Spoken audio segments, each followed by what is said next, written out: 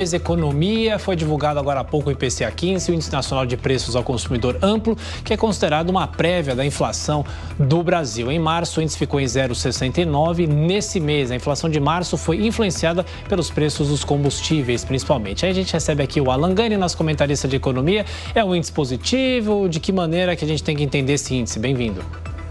Bom dia, Thiago. Bom dia a toda a nossa audiência. A gente pode enxergar o copo meio cheio ou meio vazio. Então, em relação ao mês anterior, houve uma desaceleração da inflação, uma alta menor. No entanto, o índice veio um pouco acima do esperado.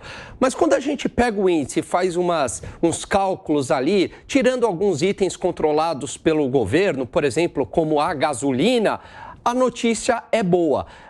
Ocorre um processo de desaceleração da inflação. Possivelmente, a política monetária do Banco Central já está fazendo efeito. Bom, Alan, você volta em instância, a gente fala mais sobre o mercado financeiro, como é que o mercado vem reagindo às informações dessa semana.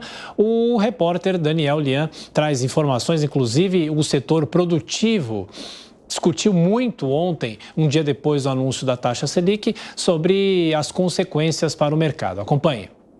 Em meio às tensões entre o presidente da República, Luiz Inácio Lula da Silva, e o presidente do Banco Central, Roberto Campos Neto, o comércio varejista volta às atenções à expectativa da redução dos juros após a manutenção da taxa Selic em 13,75%, determinada na última reunião do Copom. A decisão agradou o mercado financeiro devido ao foco sobre a meta inflacionária, mas desagradou o ministro da Fazenda, Fernando Haddad, que demonstrou preocupação pelo comunicado do Comitê de Política Monetária, que não sinalizou uma possível queda para as reuniões futuras. O presidente do Instituto de Desenvolvimento do Varejo, Jorge Gonçalves, confia num movimento de corte dos juros quando houver aumento do nível de confiança. Nós acreditamos, como IDV, que é um instituto apartidário, a gente acredita que vai vir uma redução dos juros com a melhora da economia e com uma visão clara, né, do que vai, qual é o nosso caminho. Economia, varejo tem muita expectativa de confiança. Nós achamos que a confiança do consumidor vai aumentar e nós vamos continuar aumentando as vendas também. O ex-ministro do Desenvolvimento, Luiz Fernando Furlan, entende que o Banco Central brasileiro tem que ser o primeiro a trilhar pela redução. O Banco Central brasileiro foi o mais atento às condições gerais da inflação e do mercado, porque foi o primeiro dos bancos centrais de países importantes a subir a taxa de juros preventivamente, que teve efeito positivo, porque a inflação refluiu, caiu, né? Então, deve ser, obviamente, o primeiro também, o primeiro a subir, o primeiro a derrubar. Não é isso? Ele vai contra as projeções do mercado financeiro e acrescenta que nem o recente aumento dos combustíveis será impeditivo para a baixa. Até o impacto dos combustíveis, que todo mundo dizia que ia ter um choque inflacionário, praticamente está sendo absorvido, né? Porque até com redução do diesel. Né? Então, eu vejo o avanço nas medidas de governo em relação a tributos e vejo também uma queda de juros gradual a partir de junho, diferentemente do que o mercado financeiro está projetando. O empresariado engrossa o coro na mesma direção do presidente da República, Luiz Inácio Lula da Silva, sobre a pressão para que haja uma rápida e consistente redução da taxa de juros.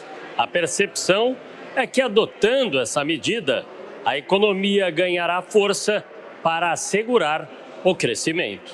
O consultor de varejo Marcos Gouveia indica que é preciso que o Banco Central encontre uma calibragem. É um tema nervosíssimo nesse momento.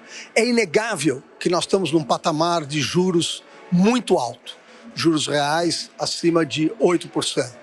Mas também é inegável que o quadro econômico faz com que se tenha cautela com a gestão de juros, porque uma redução precipitada pode trazer um dano maior. É claro que o país cresce mais com juros menores, mas não pode crescer de forma inconsequente. Buscar o fator de equilíbrio talvez seja a questão mais importante neste momento. A expectativa é que a queda de braço entre os presidentes da República e do Banco Central persista até pelo menos a próxima reunião do Copom.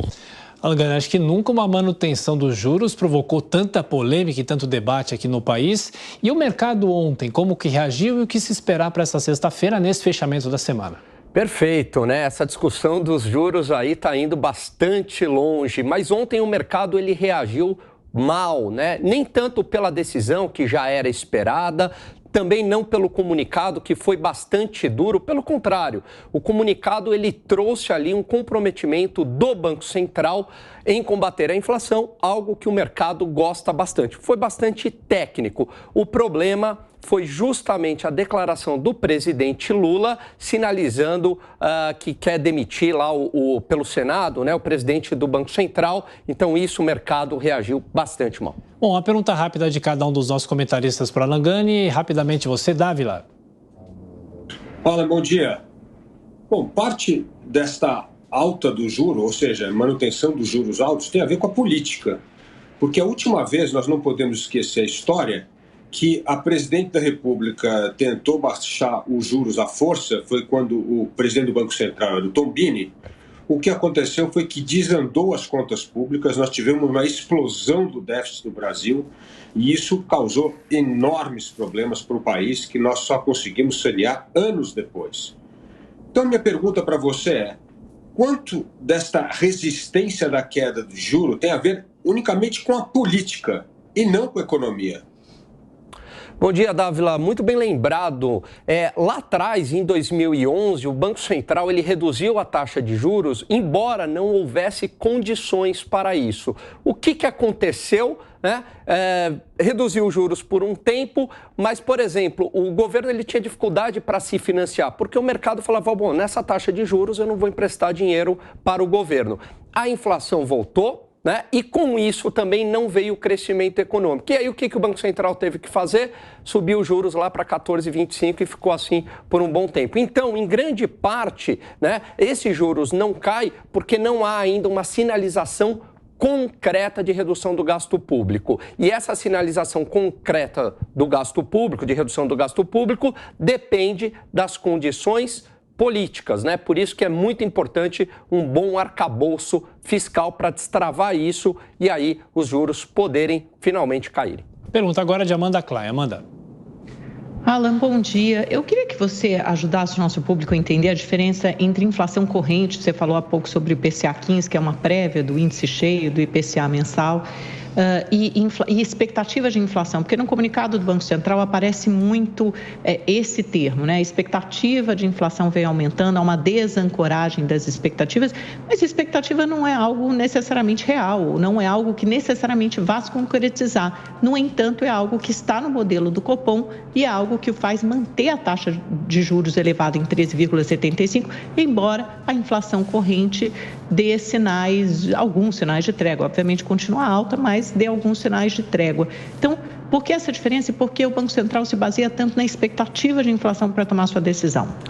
Bom dia, Amanda. Uma importante pergunta. Realmente, no comunicado, ele fala bastante na inflação corrente e nas expectativas de inflação, não deixando essas expectativas desancoragem. Ele, inclusive, diz o seguinte, olha, nós não estamos apenas olhando para a inflação corrente. A gente vai começar a reduzir os juros a partir do momento que as expectativas de inflação caírem.